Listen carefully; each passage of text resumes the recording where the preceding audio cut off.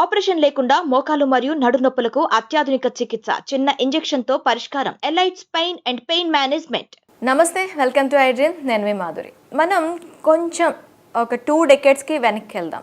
అప్పటికి 18 సంవత్సరాల అమ్మాయికి వచ్చింది అంటే వాళ్ళ అమ్మాయికి 17వ ఏట నుంచి పెళ్లి సంబంధాలు చూడటం, పెళ్ళికి అన్ని కార్యక్రమాలు జరిగిపోతూ ఉండేవి.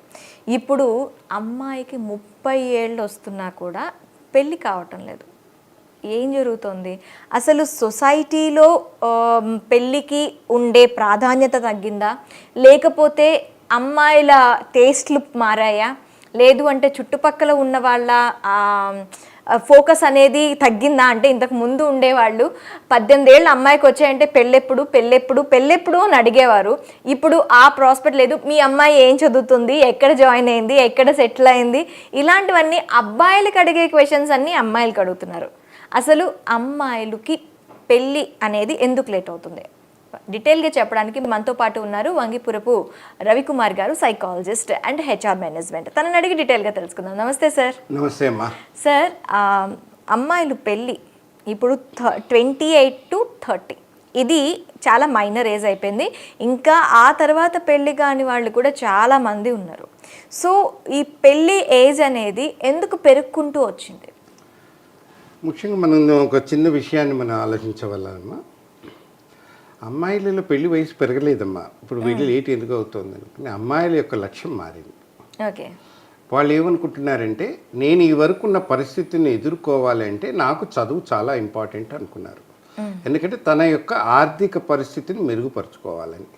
కానీ అది ఏమైపోయిందంటే, ఆర్థిక పరిస్థితులు ఎప్పుడైతే వాళ్ళు మెరుగుపరుచుకోవటానికి ప్రయత్నం చేస్తున్నారో అక్కడ వాళ్ళ యొక్క మెయిన్ ఎయిమ్స్ మారిపోయినాయి. ఎవరికి ఏంటంటే, మన అమ్మలు వాళ్ళందరూ ఏంటంటే, కొంత వయసు వచ్చిన తర్వాత భర్త ఎక్కడున్నా కానీ, ఏ కష్టం ఉన్నా కానీ పిల్లల కోసం అంటూ అన్నిటిని ఓర్చుకుంటూ భూదేవంత ఓర్పుతో ఉండేవాళ్ళు. కానీ ఇప్పుడు ఏమైపోయిందంటే, మొట్టమొదటిగా ఒక అమ్మాయి ఎగ్జాంపుల్గా ఐఎమ్ టేకింగ్ ఇట్. ఆ అమ్మాయి బాగా చదువుకుంది, చిన్నప్పటి నుంచి ఒక కార్పొరేట్ స్కూళ్ళలో చదువుకుంది, చక్కగా బాగా చేసి టాపర్గా వస్తుంది. తల్లిదండ్రులు కూడా ఎప్పుడైతే పిల్ల చదువుకుంటూ ఉంటుందో చిన్న చిన్నవి నేర్పించవలసినవి కూడా ఏమీ నేర్పించలేదు. ఎక్కడికి వెళ్ళలేదు. ఎక్కడికి వెళ్ళినా కానీ మా అమ్మాయి topper, wow we are able to ఏంటని చివరికి అమ్మాయి అరుణ గారి తల్లిదండ్రులు అనే పేరు పడిపోయిందే కానీ తల్లిదండ్రుల యొక్క పేరును కూడా మార్పు చేయగలిగే స్థాయికి అమ్మాయి ఎదిగింది. అమ్మాయి ఏమైపోయింది, ఒక ఐటీకి ఇండస్ట్రీలో ఉద్యోగం చేస్తూ వెళ్ళిపోయి ఒక 4 ఫ్రెండ్స్తో కలిసి ఒక అపార్ట్మెంట్లో ఉండటం మొదలుపెట్టింది. ఐటీ జాబ్స్ వీటిలో అవి ఉండనప్పుడు తను ఎప్పుడన్నా అలసిపోయి వస్తే తక్కిన 3 ఫ్రెండ్స్, నన్ను వాళ్ళు డిస్టర్బ్ చేయకండి, నేను పడుకుంటాను అని చెప్పేసి వాళ్ళ మీద కొంచెం కమించి తను ప్రైవసీ తను తీసుకుంటూ రెస్ట్ తీసుకుండేది. నాకు ఇవాళ బాగా అలసటగా ఉంది, కాస్త నేను రిలాక్స్ అవ్వాలి, రేపు ఆదివారం నాడు బయట ఎటన్నా వెళ్దాం అని చెప్పి బయటికి వెళ్ళిపోవటం, రిలాక్స్ చేయటం. అంటే తనకి ఏమైందంటే, బయట ప్రపంచంతో పోటీ ప్రపంచంలో నేను కూడా ఎదగాలనే కాన్సెప్ట్ తన మీదే వేసుకుందే కానీ తన బాధ్యతలను మర్చిపోయింది.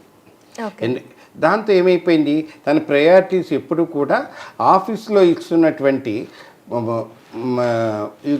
ఎలివేషన్ అంటే ప్రమోషన్స్ కానీ తనకు వచ్చే ఆర్థిక పరిస్థితి మీద ఆలోచించిందే కానీ తన నిజమైన జీవితాన్ని ఎక్కడ ఎలా మలుచుకోవాలనేది ఎక్కడా కూడా చదువులో కానీ ఇంట్లో కానీ చెప్పలేకపోవటం వల్ల వ్యవస్థలో వచ్చేటికల్లా షీఈ్ ఎక్స్ట్రాడినరీ.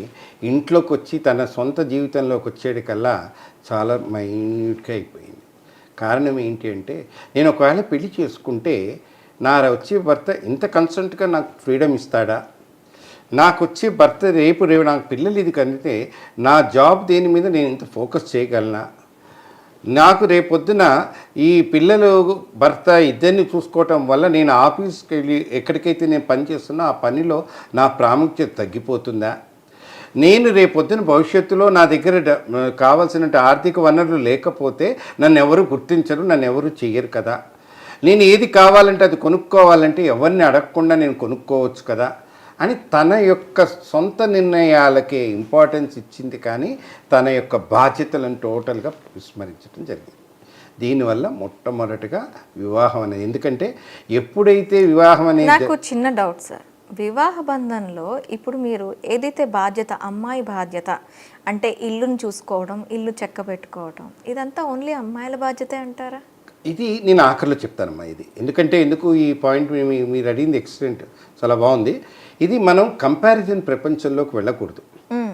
ఎప్పుడైతే మనం కొన్ని బాధ్యతలను తీసుకుంటున్నాం, ఇప్పుడు అమెరికాలో మరి మీరు అడిగిన క్వశ్చన్లోనే ఉంది, అమెరికాలో మరి అబ్బాయి ఏడిపోయి డైపర్ కూడా మారుస్తున్నాడు కదా వాళ్ళు. మరి అక్కడ చేస్తేనేమో వావ్ అంటున్నారు కదా, మరి ఇక్కడ చేస్తున్నప్పుడు తల్లిదండ్రులు వీళ్ళు అంటే దీనికి ఇది వేరే విషయంలోకి మనం వెళ్తున్నామా. నేను ఉట్టి అమ్మాయి మీద ఫోకస్.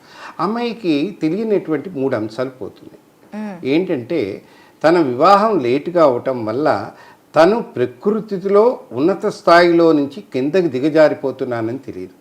ఎందుకంటే ఈ ప్రపంచంలో స్త్రీ ఒకటే మరో జీవికి జన్మ ఇవ్వగలిగే శక్తి సామర్థ్యాలు మనకి, మీరు దైవికంగానండి లేకపోతే మన ప్రకృతి పరంగానండి, మనకి అదొక గిఫ్ట్ ఉంది అంటే స్త్రీ. అందువల్లనే భారతదేశం ఎప్పటి నుంచో స్త్రీని గౌరవించటం, ఏ విజయం చేయటం. రెండవది, అమ్మాయికి చెప్పినన్ని రూల్స్ అబ్బాయిలకు చెప్పట్లేదు, మనం నేర్పించలేకపోతున్నాం. అవును.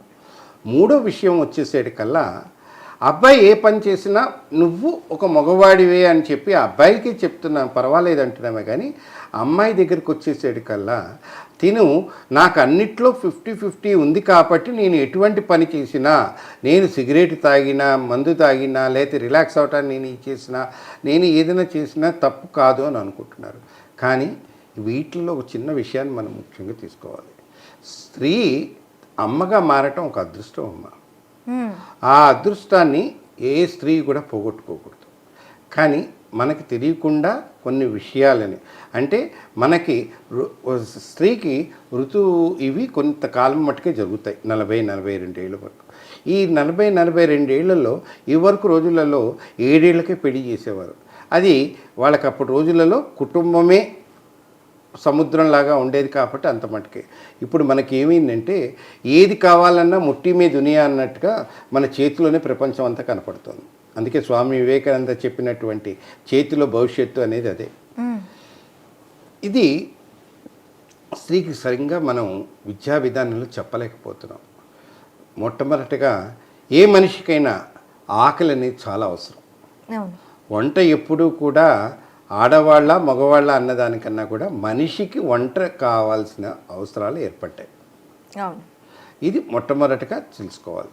రెండోది, కంటికి కాటికి ఎంత అవసరమో మాట యొక్క పదిలం కూడా అంత జాగ్రత్తగా వాడవలసిన విషయాలు పెరిగినాయి. మూడవది, 2 పెదవులు దగ్గరున్నా కూడా ఎంత అనుభూతి ఉంటుందో ఇంకో 2 పెదవులు కలిసినప్పుడే ఆ అనుభూతిలో ఉన్నటువంటి మార్పు అనేది జరుగుతూ భవిష్యత్తు తరాలని ఇవ్వగలిగే శక్తి సామర్థ్యాలు మానవుడికి అది గిఫ్ట్గా ఇచ్చారు. కానీ ఈ మూడింటిని మనం చెప్పవలసిన విధానంలో చెప్పలేకపోవటం. అన్నిటికంటే ముఖ్యమైనది, స్త్రీ ఎప్పుడైతే ఆర్థికపరమైన విషయాలలో ఆలోచిస్తుందంటే దానికంటే కోట్ల విలువైనటువంటి తన సంతానాన్ని వాటి గురించి కూడా ఆలోచించవలసిన విధానాలలో మార్పు తెచ్చుకోవాల్సిన అవసరాలు చాలా ఉన్నాయి. పాత రోజుల్లో అమ్మాయి పుట్టిందా అబ్బాయి పుట్టిందా అనేది ఇది ఎలా అయితే అన్నారో ఇప్పుడు అమ్మాయి అబ్బాయికి తేడా లేదు. కానీ అమ్మాయి అబ్బాయిలో చదువు ఉద్యోగం వీటన్నిటిలో ఒక ఎత్తు అయితే, కానీ ఎప్పుడు కూడా ఒక మెట్టు అధిక స్థాయిలో ఉండగలిగింది స్త్రీ ఒకటే. కారణం ఏంటంటే తనకున్నటువంటి ఓర్పు, తను ఏదన్నా ఒక లక్ష్యంగా తీసుకుంటే మౌనంగా ఎంతన్నా కష్టపడి సాధించగలుగుతుంది.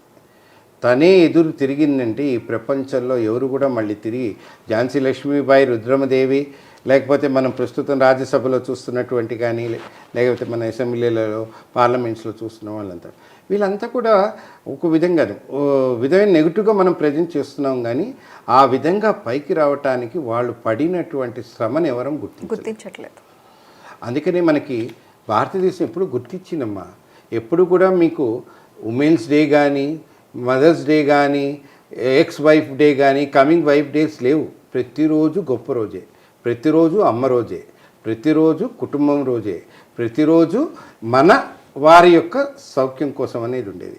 ఈ మూడింటిని తీసుకురావటం వల్ల మనకి స్త్రీ దీనిలో చేయవలసినటువంటివి మొట్టమొదటిగా, ఎందుకంటే నేను పురుషుడి గురించి ఎక్కువ చెప్పట్లేదు, ఎందుకంటే మన సబ్జెక్ట్ వచ్చి స్త్రీ కాబట్టి. ఈ స్త్రీ దీంట్లో మొట్టమొదటిగా తెలుసుకోవాల్సింది, చదువు ఎంత చదివినా ఉద్యోగం ఎంత చేసినా నా జీవితంలో మార్పు ఎప్పటిదాకా జరుగుతుంది, ఎప్పుడెప్పుడు జరుగుతుంది అంటే యవ్వనంలో ఉన్నటువంటి శక్తి 45 ఏళ్ళ తర్వాత ఉండదు. యవ్వనంలో ఉన్నటువంటి ఆలోచన లేకపోతే మీరు ఆలోచన కన్నా కూడా కర్తవ్యం, we can take it as కర్తవ్యం, రెస్పాన్సిబిలిటీస్, అది తర్వాత వయసులో చేయలేరు. ఇది మొట్టమొదటిగా నేర్పవలసిన పరిస్థితి ముగ్గురు దగ్గర ఉందమ్మా. ఆ ముగ్గురు ఎవరు అంటే మొట్టమొదటిగా ఇంటిలో తల్లిదండ్రులు, తర్వాత మన విద్యా విధానంలో చెప్పవలసినటువంటి మార్పులు, ఆఖరికి ఎవరు చెప్పాలి అంటే తన జీవిత భాగస్వామిని. మీరు చూడండి మన దీంట్లో కూడా సర్టన్ చాయిస్ ఉన్నాయి ఫిమేల్ ఫస్ట్ నుంచి, అంతేగాని ఎక్కడా కూడా మేల్కి చాయిస్ ఉన్నట్టుగా ఎక్కడా లేదు. అవును, అది మనం తెలుసుకోవట్లేదు. ఇది ఎప్పుడైతే ఈ చాయిస్ని మనం కొన్ని ఇంపార్టెన్స్ ఇస్తూనే తగ్గి వణిగి ఉండటం వల్ల, అందుకని మనం చాలా మటుకు అంటారు స్త్రీ యొక్క జీవితాన్ని మనం ఒక చెట్టు ఆకుతో పోలుస్తాం, అరటి చెట్టు లాంటిది. అరటి చెట్టులో ఏది కూడా వేస్ట్ అనేది లేదు, అన్ని ఉపయోగం. అందువల్లనే ఈ వరకు రోజులలో ఒక స్త్రీకి వివాహం అయితే 4 వస్తువులు వెంబడి పంపించేవారు. ఒకటి పాడిచ్చే ఆవుని, తర్వాత ఆమెతో పాటు ఒక కొబ్బరి చెట్టుని, ఒక అరటి చెట్టుని, ఈ 3తో పాటు ఆమెకి అవసరమైనటువంటి ఇష్టమైనటువంటి చిన్నప్పటి నుంచి తెలిసిన వాళ్ళని, ఒక పెద్దవాళ్ళని వెంబడించి పంపించేవారు. కానీ ఇప్పుడు ప్రస్తుత కాలంలో మనం ఏమైపోయిందంటే ఇది ఒక మొబైల్ అన్న దీని మీద వెళ్ళిపోయి 24 గంటలు దాని ఇదవుతూ భవిష్యత్తు గురించి ఎలా సంపాదన, ఎవరు ఏం చేయాలి అనేది నిర్ణయాలని మనం ఇద్దరు ఎదురెదురుగా కూర్చొని మాట్లాడుకోకపోవటము, నా మొబైల్ ఫోన్కి లాకు, నీ మొబైల్ ఫోన్కి లాకు, నీది వేరు నాది వేరు అనుకోవటము. ఆఖరిగా ఒకటి, పిల్లలు అనేది మన పిల్లలు అనుకుంటే మార్పు అనేది వస్తుంది. ఈ మూడిటిలో ఈ ఎక్కువ శాతం స్త్రీ పాత్రే ఉంటుంది. ఇది ఎప్పుడైతే తెలుసుకుంటారో 60 ఏళ్ల తర్వాత వాళ్ళు దిగులు పడవలసిన అవసరం ఉండదు. 50 ఏళ్ల తర్వాత వాళ్ళకి నా వెంబడి ఎవరు ఉంటారు భవిష్యత్తులో అనే ఆలోచన ఉండదు.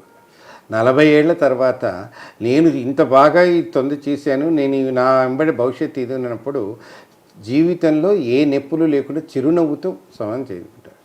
30 ఏళ్ళప్పుడు ఎప్పుడైతే నువ్వు ఆనందంగా చక్కగా ఇదిగా ఉన్నావంటే నలుగురికి అడ్వైస్ ఇవ్వగలిగే శక్తి సామర్థ్యాలు ఉంటాయి. 20 ఏళ్ళప్పుడు ఎప్పుడైతే నీ భవిష్యత్తుని చక్కగా మార్చుకొని చేసి నీ యొక్క వేసుకుంటే వస్త్రధారణ దగ్గర నుంచి నీ యొక్క పట్టణి నా వాళ్ళ కోసము అని చెప్పి నువ్వు ప్రయత్నం చేసావు అన్నప్పుడు దానివల్ల you will become a wonderful sacrifice to the not only to you, your family, your surroundings. నీ అత్తామామలు కూడా నా కూతురు అనుకునే స్థాయికి ఎదగలుగుతారు. ఇది ఎప్పుడైతే మార్పు తెస్తుందో స్త్రీ, అందుకని మనకి ఎక్కువ తెలిసినంత మటుకు స్త్రీకి శత్రువు అంటారు. కాదమ్మా, స్త్రీ శత్రువు కాదమ్మా. ఇద్దరు కూర్చొని సరైనటువంటి ఆలోచనను, నిర్ణయాలను, సమయాలను ఇవ్వలేకపోవటం వల్ల శత్రువు కింద మార్చిపోతున్నారు. ఇది మొట్టమొదటిగా తెలుసుకుంటే, ఎందుకంటే స్త్రీని బ్లేమ్ చేయటం అనేది చాలా ఈజీ. ఎందుకంటే మొదటి నుంచి మనకున్న రైటర్స్ అందరూ మెయిల్, ఫిమేల్స్ తక్కువ ఉండటం వల్ల స్త్రీని బ్లేమ్ చేయడానికి చాలా జోక్స్ కానీ ఇవన్నీ వస్తాయి. జోక్స్ కానీ మ్యాక్సిమం మనకు వచ్చే ఏవైనా కొంచెం విజ్ఞానం అంతుందంటే టీవీ సీరియల్లో కూడా ఆ అత్త కోడళ్ళనో లేకపోతే తల్లి కూతుర్లనో విలన్స్ చేసేసి చూపిస్తూ ఉన్నారు. అది వాళ్ళు చూపించారంటే మనం చూసేవాళ్ళము ఎంత ఏ స్థాయిలో ఉన్నామో తెలుస్తుంది. రెండోది ఇంకో విషయం కూడా మనం ఆలోచించవలసింది, స్త్రీ ప్రస్తుతం ఎయిర్ ఫోర్స్లో దగ్గర నుంచి అన్ని రంగాలలో ఉన్నారు, లేని రంగం అంటూ లేదు. అవును. కానీ ఎంతమంది దీనికి మనం ఐడెంటిఫై చేయగలిగాం, ఎంతమంది వాళ్ళ కుటుంబాలను కూడా పక్కన పెట్టి భర్తల యొక్క సపోర్ట్తో సక్సెస్ అయ్యారు. అటువంటి వాళ్ళని మనం ఎప్పుడైనా తలుచుకున్నామా? కానీ మనం ఎంతసేపటికి ఏమవుతుందంటే ఒక స్త్రీ ఉన్నత స్థాయికి వచ్చి చేసి మాట్లాడుతున్నప్పుడు ఆమె ఏం చేసిందని నెగిటివ్ పాయింట్స్ మీద పెట్టినంత ఫోకస్ ఆమె చేసినటువంటి పాజిటివ్ పాయింట్స్ మీద మాట్లాడలేకపోవటం. రెండవది, డబ్బు ఎప్పుడు ఎవరి చేతిలో ఉన్నా డబ్బుకు తెలియదు అది స్త్రీది డబ్బా పురుషుడి డబ్బా అని.